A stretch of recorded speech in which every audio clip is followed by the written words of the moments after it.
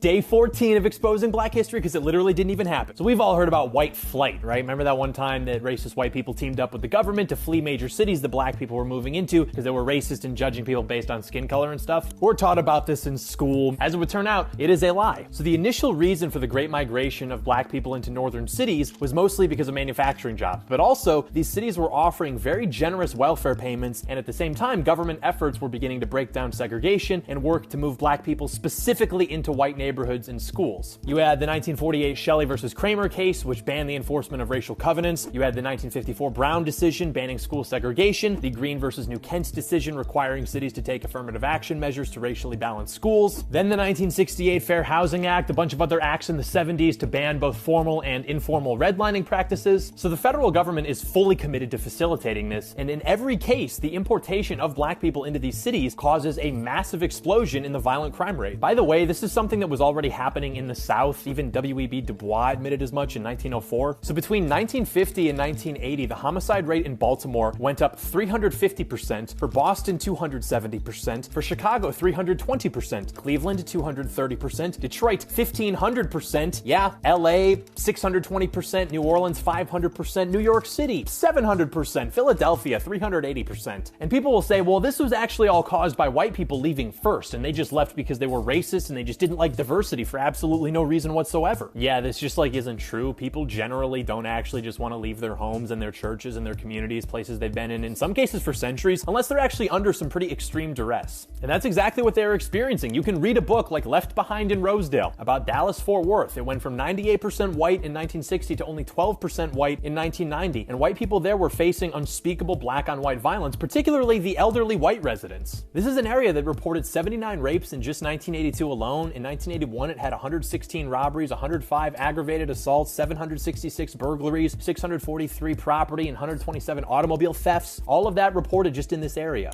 It was a non-stop onslaught of assault, rape, murder, burglary, so much so that elderly residents basically had to turn their homes into fortresses. There's a particularly disturbing account of city leadership discussing the complaints about this and how to handle it, and they literally concluded that the elderly white people who have built their lives there would either move or be dead soon, and so it actually wasn't worth investing time into. And liberals then, just like today, either denied this was happening or actually blamed it on white people themselves, and they made up these propaganda terms like white flight so that they could just avoid having to acknowledge that these things were actually happening, that somebody was doing the raping, somebody was doing the murder, and that somebody in most instances were black people. Studies have consistently shown that diversity erodes community bonds everywhere. Robert D. Putnam's work famously confirms this, and he even felt as though he had to apologize for his findings when he presented them because he knew not allowed to say that. Truth matters. Please, everybody behave.